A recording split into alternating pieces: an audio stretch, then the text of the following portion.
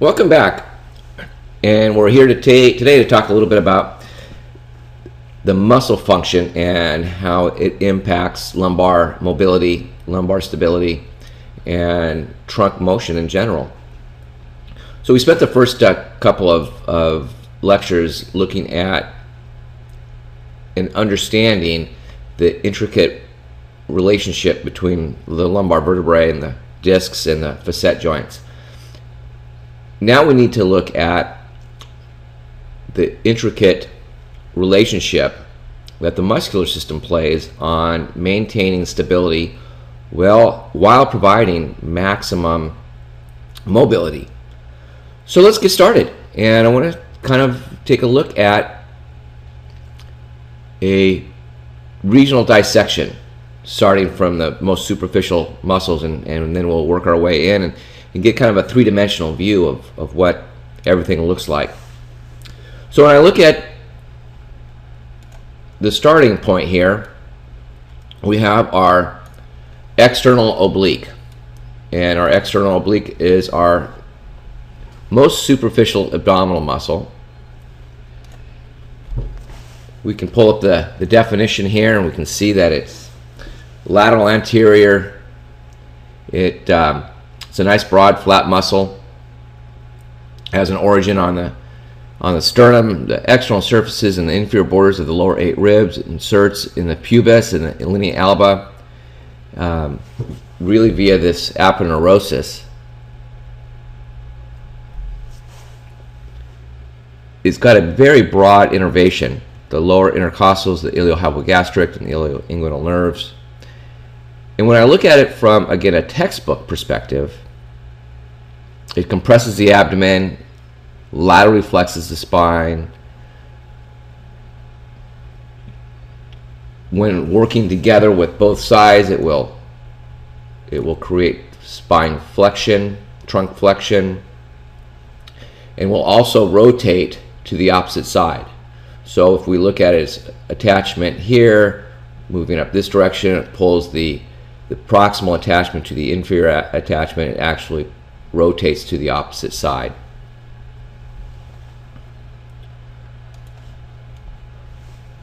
When I pull the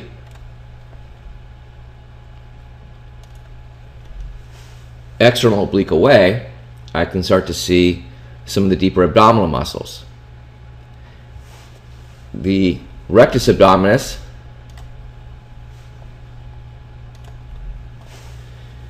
is that long six-pack muscle that we like to see at the beach. Extends the whole length of the front of the abdomen.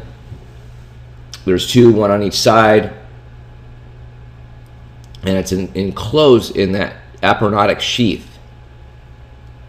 So when we're looking at kind of origin insertion or proximal and distal attachment, we can see that it attaches on the pubis and the pubic tubercles, and it inserts along the cartilage and the xiphoid process of the 5th, 6th, and 7th ribs.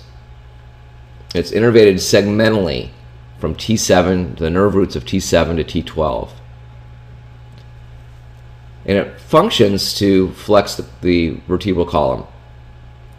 And we'll get a little bit of compression, but we can see that this really is a pretty significant sagittal plane muscle. You know, look at the fiber orientation. It is fairly vertical. So this is one of the few muscles that really has a primary function in the sagittal plane.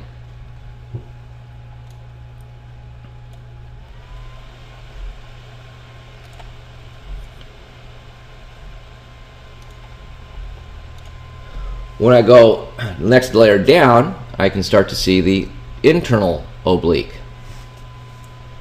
And the internal oblique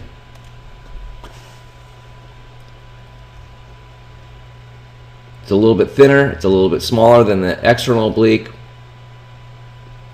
Again, runs deeper, attaches to the lateral half of the inguinal ligament. So if I look at the inguinal ligament, We have an attachment along the inguinal ligament, the tip of the iliac crest, and the thoracolumbar fascia. Inserts on the pubis, the lower ribs, and the linea alba via the aponeurosis. Innervated by the lower 5 thoracic nerves, the first lumbar nerve, the iliohypogastric, and the ilioinguinal nerves. And when it functions kind of in concert with the external oblique to create same side lateral flexion. Also works with the opposite external oblique to do same side trunk rotation. But its primary function is to work with the transverse abdominis in providing abdominal visceral compression. So if we move that out of the way, we can get a nice view then of the transverse abdominis. We look at the transverse abdominis and we can see that the fiber direction is just about horizontal. So very small amounts of rotation and flexion occur. It primarily compresses. And its attachments along the inguinal ligament, the inner surface of the crest, the lower 6 ribs, the thoracolumbar fascia. And this is important. It interdigitates with the diaphragm. It ends in the aponeurosis and in the linea alba, and it forms part of the rectus sheath, innervated by the lower 6 thoracic nerves, the first lumbar nerve, the iliohypogastric nerve, and the ilioinguinal nerve.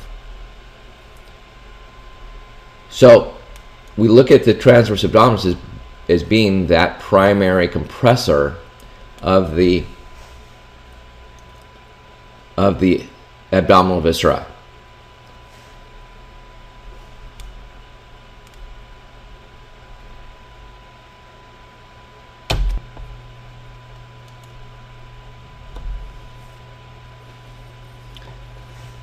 So let's get a little closer look from what things appear from the inside looking out. If I now take away my transverse abdominis, I can see a view into the abdominal cavity. So now I'm looking straight through at the opposite side, and I have the inner surface of the transverse abdominis, and we can see again those fibers emanating all the way around in that circular horizontal direction with the fiber orientation. I remove the transverse abdominis, and now I have the internal oblique, and we now can see that I have a fiber orientation that's more oblique in nature. And we see that it wraps around posteriorly and anteriorly into the abdominal aponeurosis. As I remove that, I have the rectus abdominis in the front and the external oblique. So as I remove those two, I now have eliminated the walls of my abdominal cavity. So you can see those 4 layers provide significant directional compression to provide stability through the lumbar spine segmentally. So as I move at each segmental level, that compression will provide stability so that motion is occurring within the constraints of the ligamentous structures. Kind of cool. But now let's take a look at the roof of our abdominal cavity. And so as I turn my body so I can look from inferior to superior, I can see this nice broad muscle emanating across the entire roof of the abdominal cavity, and that is the diaphragm. Diaphragm is, obviously we think of the diaphragm as an extremely important breathing muscle. It's our primary breathing muscle. The reality is it's also equally as important in stability of the lumbar spine by providing a roof and a compressive force. So when I look at the diaphragm, I can see that it is this dome-shaped muscle. So if I come back down, we can see that it comes all the way up, wrapping all the way around. So we can get a nice orientation of what that dome shape appears like. Starts with the xiphoid process, the cartilage of the 7th through the 12th ribs, the anterior surfaces of the lumbar vertebrae, the crura of the upper 2 and 3 lumbar vertebrae. So those legs or crura extend down, and it inserts into a central tendon.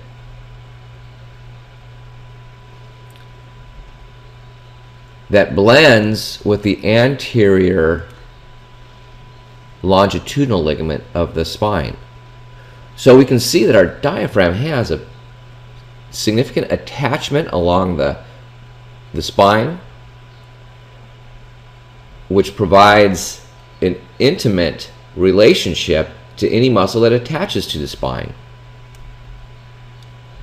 So it's innervated by the phrenic nerve, cervical roots 3 through 5. So up until this point, the abdominal muscles that we've looked at have had innervations from relatively close corresponding thoracic and upper lumbar nerve roots. But now I have a muscle that is primarily innervated at a level significantly higher. So innervated by C3, 4, and 5. So a thoracic spinal cord injury, for example, wouldn't affect innervation to the diaphragm, whereas a C2 cervical fracture may render the diaphragm inoperable.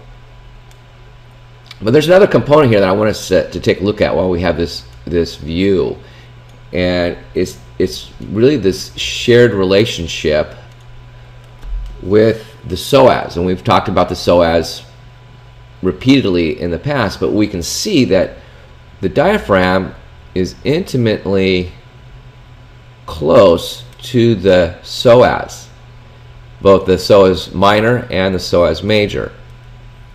So if I end up with a diaphragm that is lacking appropriate function, I may start to see increased tone developing in the psoas in its attempt to be an accessory breathing muscle. So our psoas, while we think of as just a primary hip flexor, we're starting to see the relationship that occurs between the diaphragm and the lumbar spine, the diaphragm and the psoas in the lumbar spine, the psoas in breathing. So when I start to see abnormal breathing patterns in individuals that have low back pain, and I start to palpate the psoas and say, wow, this is really tight, this is hypertonic, this is painful when I touch it, we start to see the implication that faulty breathing can have on the psoas, what prolonged sitting can have on faulty breathing mechanics. And these are some things that we need to consider.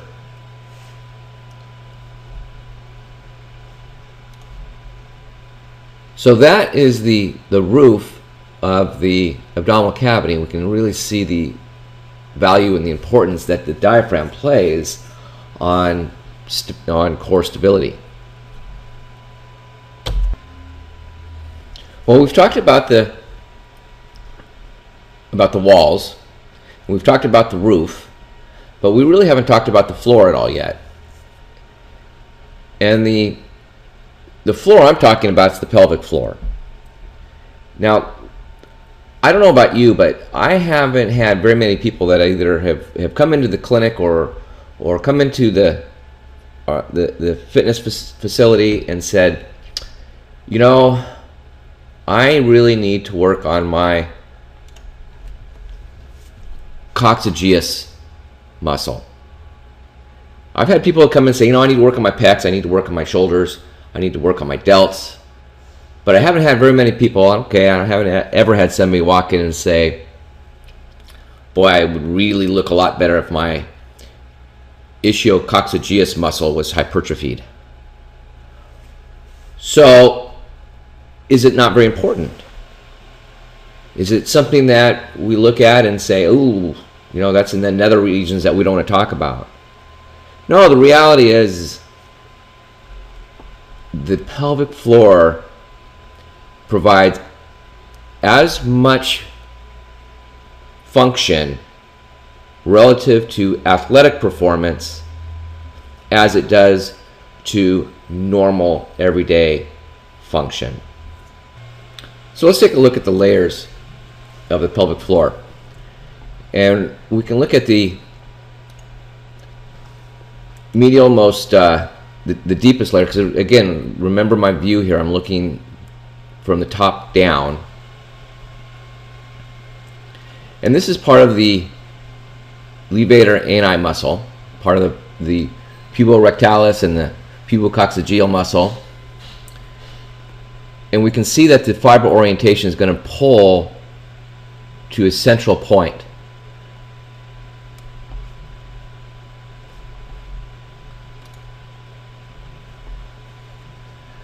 You know, it forms the core of the floor,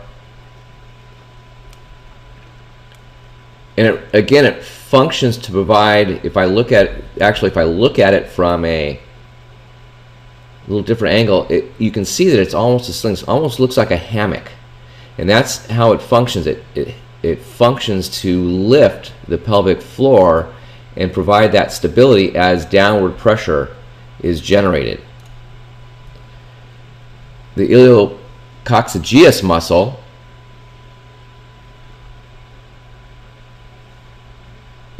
provides the same type of orientation. We can see that it's a little bit more lateral, but now if I look at it from an anterior view, we can start to see that we have a fiber orientation that starts to develop a little bit more of a transverse plane component. So that becomes an important contribution to providing that stability in the floor. The coccygeus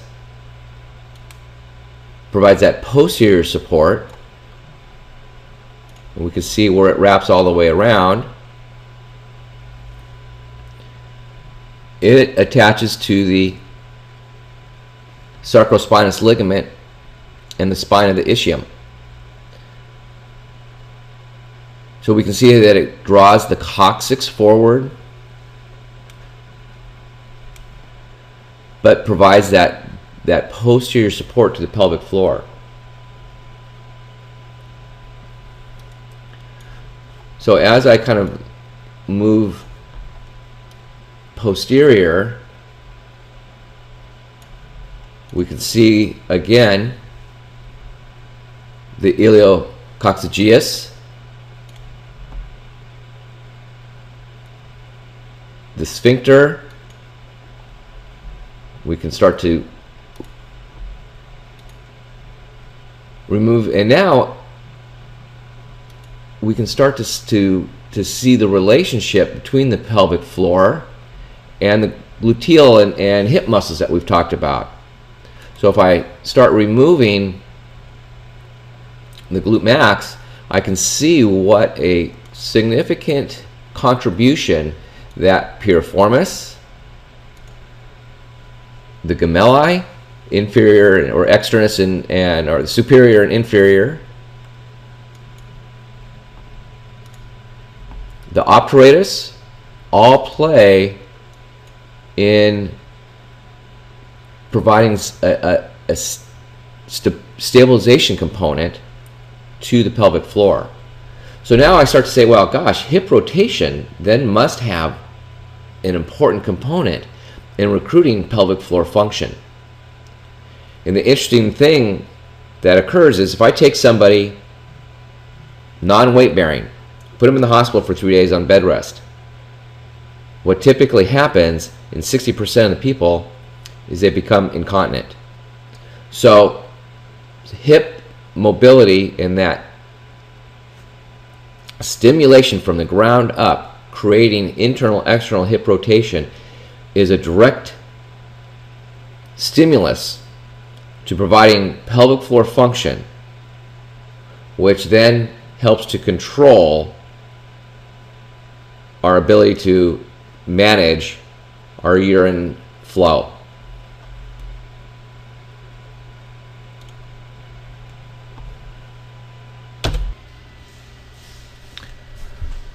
Well, we've looked at muscles that are responsible for trunk flexion and some trunk rotation.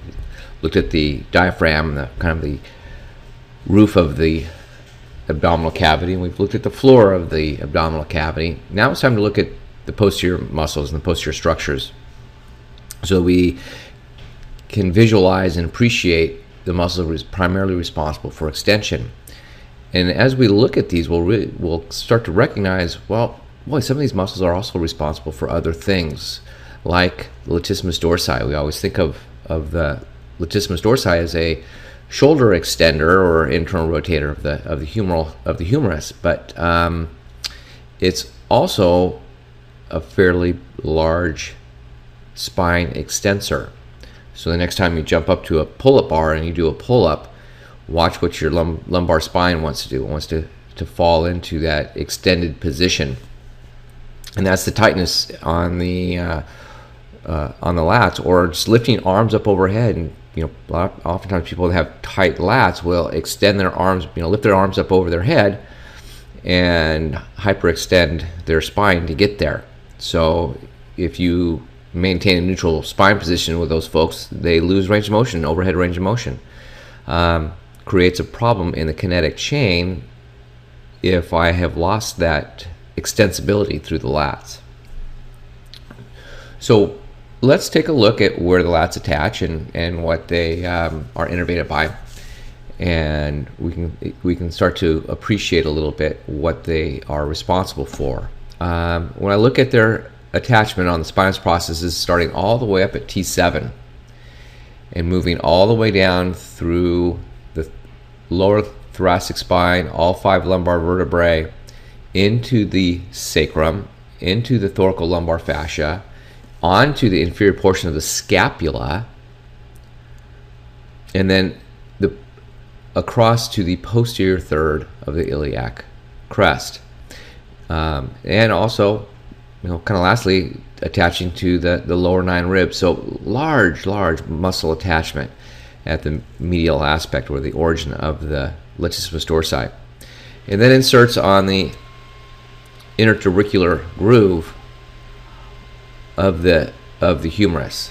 And we'll look at that insertion to a much greater extent when we look at upper extremity. It's innervated by the thoracodorsal nerve, middle and long, or the long subscapular nerve, and a branch of the posterior cord, so branches off of C6 and to C7 and C8. And again, here we talk about the action being medial rotation, adduction, extension, and there is a respiratory component. But again, with a fixed humerus, we have to take into account its impact on spine extension.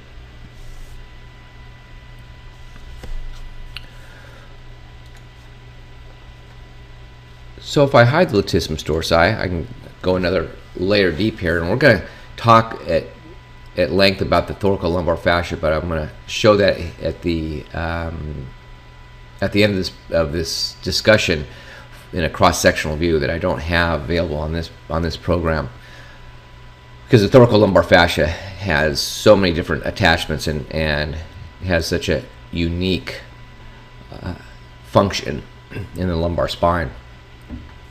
So if I go one layer down, I can start to see again, when we've already talked about the external oblique, where it attaches on the ribs posteriorly, the internal oblique, where it would attach along the thoracolumbar fascia, the transverse abdominis, again also maintain an attachment along the thoracolumbar fascia. Then I have the serratus posterior inferior. Serratus posterior inferior is primarily an accessory breathing muscle, but it attaches along the spinous processes of the lumbar vertebrae and the last two thoracic vertebrae, and also along the supraspinal ligament. Inserts along the lateral borders of the 9th through the 12th ribs. And again, its function is to draw the ribs down and back, so it helps to increase that thoracic cavity and improve breathing mechanics. It's innervated by the intercostal nerves 9 through 12, and not a muscle that we oftentimes hear too much about, but is important in looking at muscles that are responsible for improving or assisting in breathing. And oftentimes, if I have a dysfunctional diaphragm is not quite doing what it needs to do, or is being inhibited by a hypertonic psoas, or my lats are creating an inhibition to the diaphragm, sometimes we'll get posterior pain that is resulting from a spasm through these muscles.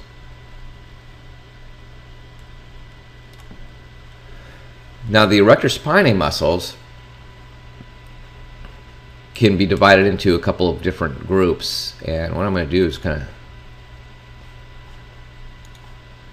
take a look so we can see bilaterally here. And I'm going to take the upper traps out. There. So now I can start to see the Erector Spinae muscles and the ones that we can have some specificity to. So when I look at the Erector Spinae, that's a group of muscles that extend the spine. And this first one is the iliocostalis lumborum, and it attaches along the iliac crest. And along that, a common attachment inserts on the inferior borders of the angles of the lower 6 or 7 ribs, and it's innervated by the dorsal rami of the spinal nerves through the thoracic and upper lumbar nerves. Extends.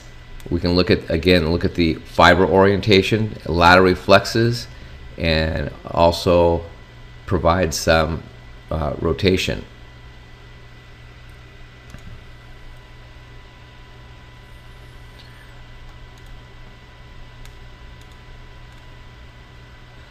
This is the iliocostalis thoracis,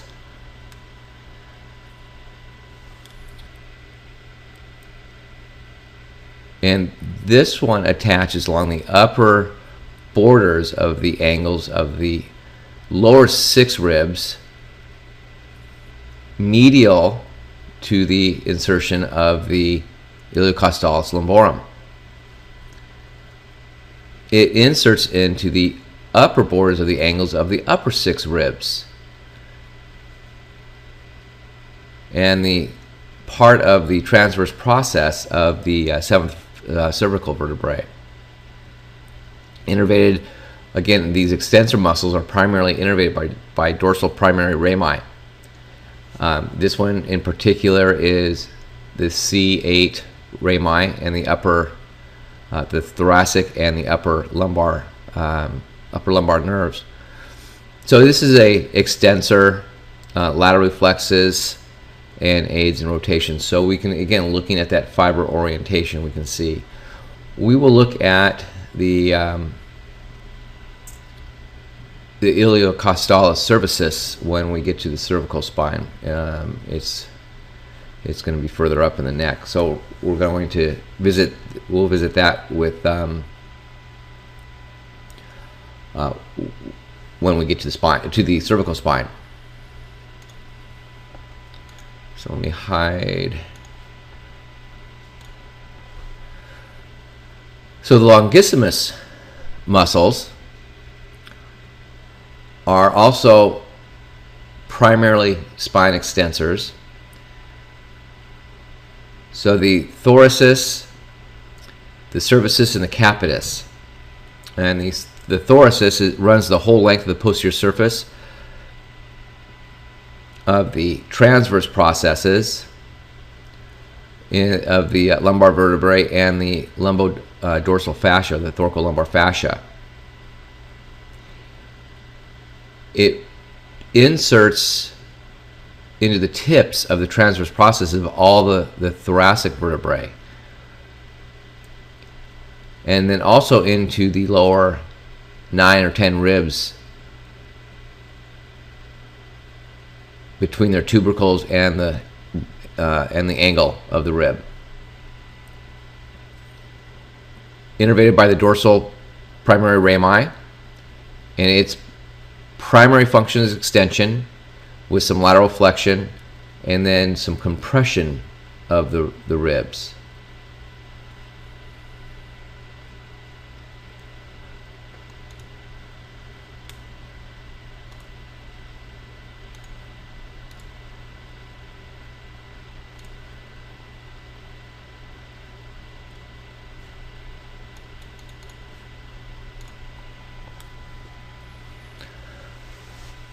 The multifidus muscles are intrinsic deep back muscles that are actually a multitude of fasciculi. So when we say the multifidus, we're really talking about a number of independent muscle fibers that are originating from the sacrum and the posterior superior iliac spine, the mammillary process of the lumbar vertebrae, the transverse processes of the thoracic vertebrae, and the articular processes of the cervical vertebrae, C4 through C7. So these run all the way up the spine from the sacrum to the cervical spine. And they insert into the spinous process 2 to 3 vertebrae superior to their origin. So if I have a multifidus muscle that attaches inferiorly on the transverse process of L4, it will run vertically 2 levels above, anywhere from 2 to 4 levels above, to the spinous process above. It's innervated by the posterior branches of the dorsal rami. It stabilizes in the intersegmental stability and provides rotation to the opposite side. So this muscle, the multifidus, and the transverse abdominis are 2 muscles that oftentimes become hypotonic in individuals that have back pain. So people who have back pain have a inhibition to the multifidus and to the transverse abdominis. And that inhibition doesn't go away until they actively retrain the multifidus and they actively retrain the transverse abdominis. So it's not uncommon for individuals with back pain for the pain to resolve, but they still lack the segmental stability that comes with maintaining good control over the multifidi.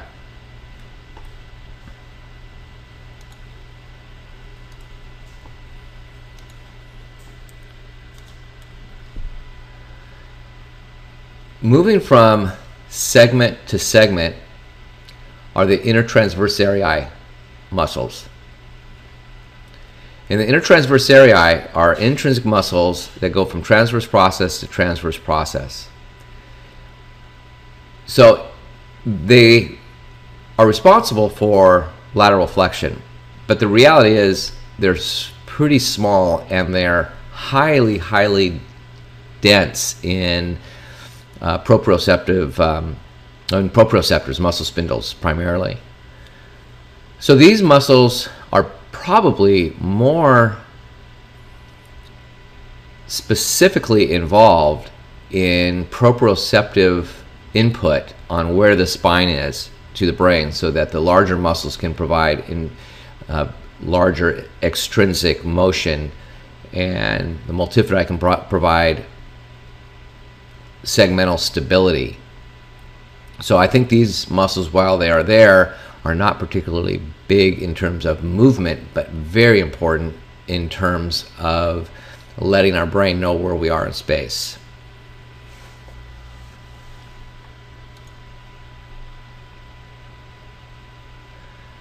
The spinalis thoracis runs from the spinous processes of the first two lumbar and last two thoracic vertebrae, and insert in the spinous processes of the upper thoracic vertebrae, anywhere from 4 to 8. So our extension of the upper thoracic spine is really occurring through the spinalis thoracis, and there is also the spinalis cervicis that we will visit with when we get to the cervical spine.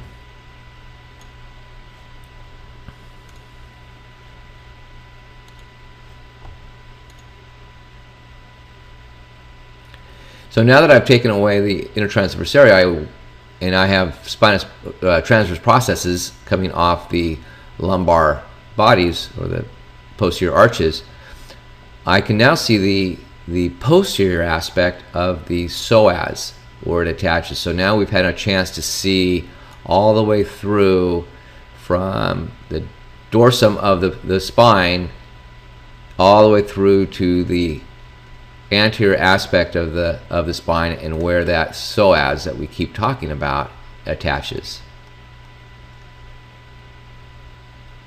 So we start to appreciate the relationship and the interrelationship between the layers and the extremities as we start to piece these segments together. So we'll spend a few minutes talking about the thoracolumbar fascia and its impact on stability of the lumbar spine, and then we'll visit some movements that occur dynamically and what muscles are responsible for those movements in the spine.